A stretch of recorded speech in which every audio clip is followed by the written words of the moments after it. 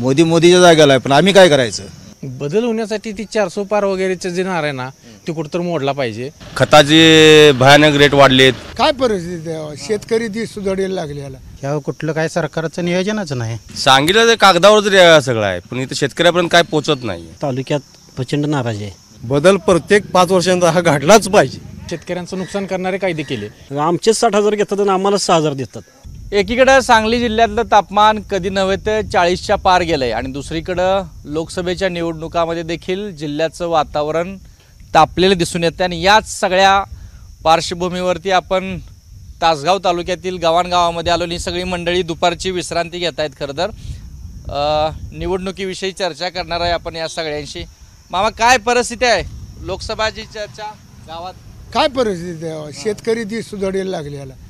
अवधा बागेचं काय पैसे झाले नाहीत. शेतकऱ्याला काय कुठली मदत मिळालेली नाही. द्राक्षाचं काय नुकसान? द्राक्षाचं कुजून गेली द्राक्ष. पैसे गाठले तेवढे पैसे निघाले नाही अवकाळीमुळे. काय मदत मिळाली आम्हाला? उमेदवार आहेत, 3 उमेदवार प्रमुख आहेत लोकसभेला. आम्हाला काय बाकी काय करायचं नाही. कुठलाही उमेदवार येऊ द्या, निवडून येऊ द्या, खासदार होऊ द्या, शेतकऱ्या पाठीशी ठाम राहणारं सरकार पाहिजे. तुम्ही काय सांगाल? मी सांगतो की शेतकऱ्याला हमी भाव नाही, काय नाही. सोयाबीनचं दर नाहीत. मागील काळात 8,000 होतं, आता 4,000च्या आत आहे. द्राक्षाला दर नाही. लागवडीचे दर भयानक आहेत. यावर कुठलं काय सरकारचं नियोजनच नाही. काय उमेदवार येऊन गेले, उमेदवार येणार जाणार, त्यांचं घराणं ऐकणार, आम्ही ऐकणार, आम्ही काय करायचं ते करणार. तुम्ही उमेदवारांच्याकडे कसं बघताय? 3 उमेदवार आहेत प्रमुख, 3ही पाटील आहेत, एक तुमच्या तालुक्यातलेच आहेत.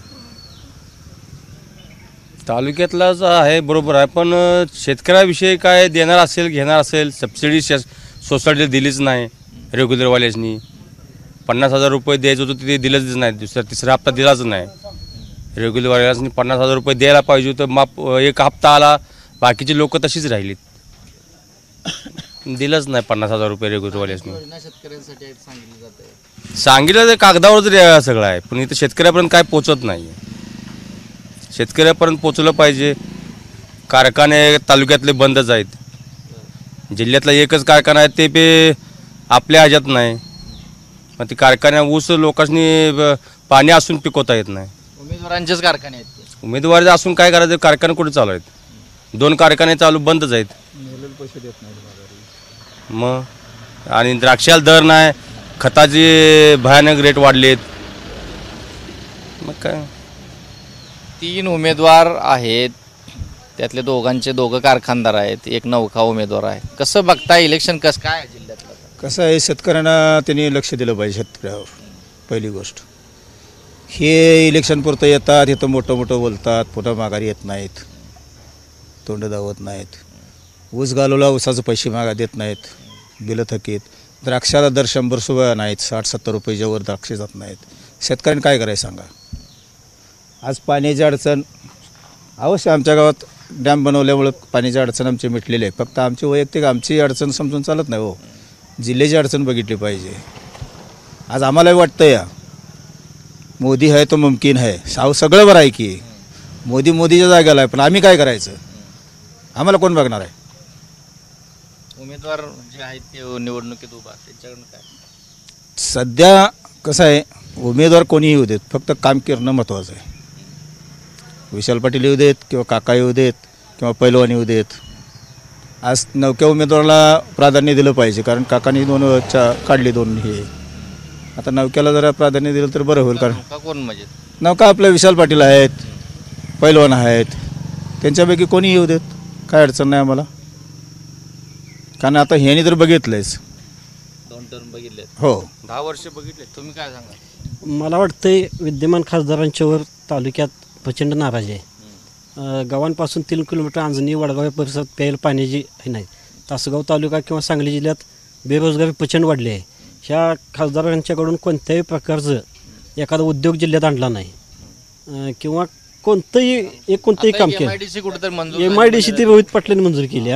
त्याचं सगळं श्रेय ती घेते. ती एक राष्ट्रवादीवाली मंजूर करण्यात त्यांचं श्रेय सगळं विद्यमान खासदार घ्यायला बघते ते कोणत्याही प्रकारचं त्यांच्याकडून काम नाही जिल्ह्यात. जी ज्या पद्धतीनं राजकारण झालं उमेदवारीवरनं महाविकास आघाडीतल्या वसंतदादाकडून नातू त्यांना चिन्ह डावललं उमेदवारी. हॅलो ह्याबद्दल आहे नाही त्यांच्यावर एक प्रकारचं वसंतदादा घराण्याला एक प्रकारचं डावलण्याचा जिल्ह्यातील सगळ्या नेत्यांच्याकडून त्यांना प्रयत्न आहे. आणि ही आत्ताच ही जी निवडणूक आहे ही सर्वसामान्य लोकांनी हातातील निवडणूक घेतल्या. हां आणि ते आता दादा घराण्याला म्हणजे हे करतायत आता सपोर्ट करून दादा घराणे विशाल दादांना लोक सगळे लोक हातात घेऊन निवडून आणणार, जनता हातात घेऊन निवडून आणणार आहे त्यांना. तुमचं कितवं आता मतदान असेल आजोबा? हां मतदान कितवं आहे? मतदान करणार आहे की नाही? कितवं मतदान आहे आता? काय मतदान किती आहे? किती म्हणजे पहिल्यापासून आहे. बरं आता जे उमेदवार आहेत 3 उमेदवार त्यातला तुम्हाला कुठला उमेदवार आता खासदार हवा असं वाटतं? उमेदवार काय कोण जरी आला तर आम्हाला सारखाच आहे. आमच्यासाठी कोण काय करत नाही, ते सगळं त्यांच्या स्वार्थासाठी चालू आहे.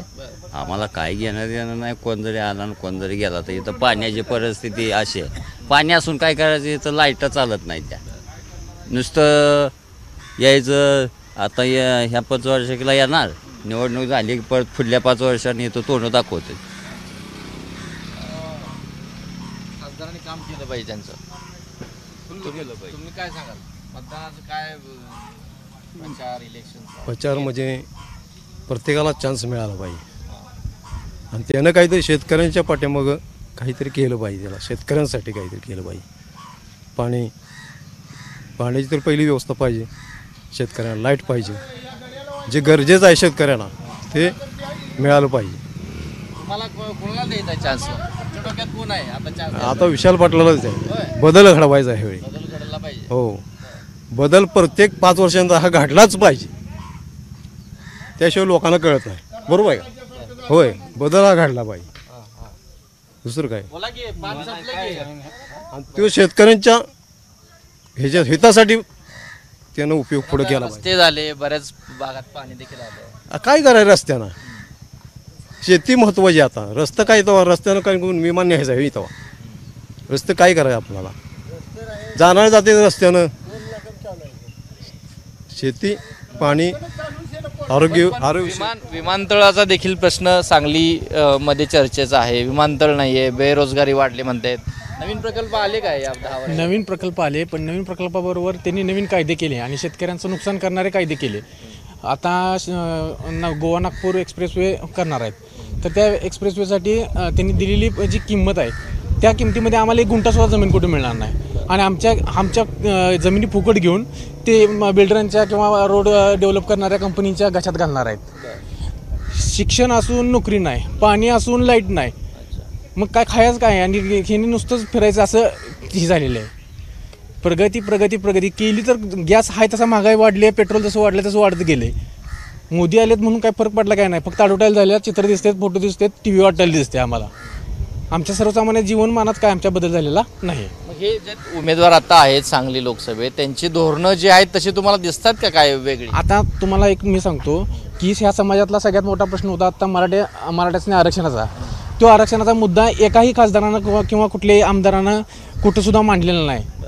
हे कायद्याच्या दृष्टीनं म्हटलं तरी हे केंद्रातनंच होणारी गोष्ट आहे. खासदार साहेबांनी आमच्या त्यावेळेस काही म्हणलेलं नाही की तुम्हाला मराठ्यांना आरक्षण देण्यासाठी मी ह्या संसदेत आवाज उठवतोय म्हणून. आमचा रोष आहे सरळ. आम्ही एक आमच्या तासगाव तालुक्यातला उमेदवार म्हणून आम्ही एक खासदाराने एक आमदारला असं आम्ही सर्वस्वी दोन्हीकडे मतदान करतोय.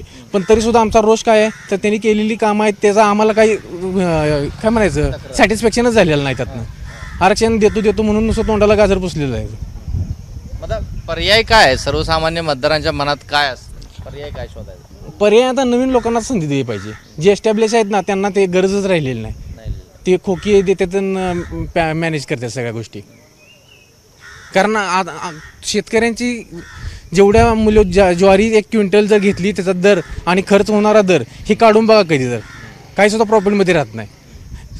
शेतीसाठी लागणाऱ्या सगळ्या गोष्टी 10 पटीनं वाढलेल्या त्या, पण धान्याचा दर वाढलेला नाही. ती आमच्या इथं बागेचं उत्पन्न असते, द्राक्ष बाग जास्त आहे. द्राक्ष बागेसाठी लागणाऱ्या औषधांची किमती 10 पटीनं वाढलेल्या त्या, पण जे बाजारभाव आहे द्राक्षाचा तो काय त्या पट्टीत वाढलेला नाही आणि होणारी फसवणूक दरवर्षी कोट्यावधीची रुपये असत्या. फक्त कोणाचं काय काय कायदा नाही इथल्या आमच्या शेतकऱ्याला त्याची सिक्युरिटी काहीच नाही. आमच्या शेतकऱ्यांना इथं द्राक्ष विकताना एक असं म्हणजे आपलं कृषी हे असते विभाग तसं त्यांनी काहीतरी रिस्पॉन्सिबिलिटी घेतली पाहिजे की विक्री आणि खरेदी करताना आम्हाला गॅरंटी पाहिजे की बाबा आमची जी द्राक्ष आहेत त्याची विकल्यानंतर किमान आम्हाला पैसे तरी आमच्या अकाउंटवर यायला पाहिजेत. वर्षभर झटून आम्हाला द्राक्षाचे पैसेसुद्धा अकाउंटवर नाहीत म्हणजे पिकवून आम्ही दुसऱ्याची भरती करून द्यायच्यासारखं झालेलं आहे. शेतकऱ्यांसाठी वरवरचं काम सगळं चालू आहे सगळ्या सरकारकडून. शेतकऱ्यांच्याकडून इतक्या प्रमाणात लूट चालली आहे. औषधाचं 1 लाख रुपयाचे औषध घेतले तर 28% GST जाते. 28,000 रुपये त्यांना द्यावे लागतात. 1 एकर द्राक्ष बागेला कमीत कमी 2 लाखाचे औषध घ्यायला लागतात.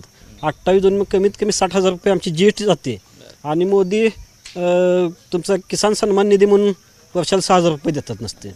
आमचेच 60,000 घेतात आणि आम्हाला 6,000 देतात. म्हणजे त्यांचं काय प्रचंड महागाई वाढली. आता बदल तर घडवायचा आहे मग कोण आहे कसं होऊ शकते साध्य काय बदल होण्यासाठी ती 400 पार वगैरेचं जे नार आहे ना ते कुठंतर मोडला पाहिजे. ह्यांना म्हणजे काटावरती ठेवलं पाहिजे. काटावरती पास झाल्यानंतरच ह्यांना काहीतरी कॉम्पिटिशन असणार आहे. ह्यांचं एक कलमी कार्यक्रम चालू आहे तो कार्यक्रम कुठं थांबला पाहिजे. तर या सगळ्या प्रतिक्रिया भागातल्या गावखेड्यातल्या नागरिकांच्या आहेत, वयोवृद्धांच्या आहेत, तरुणांच्या देखील आता आहेत.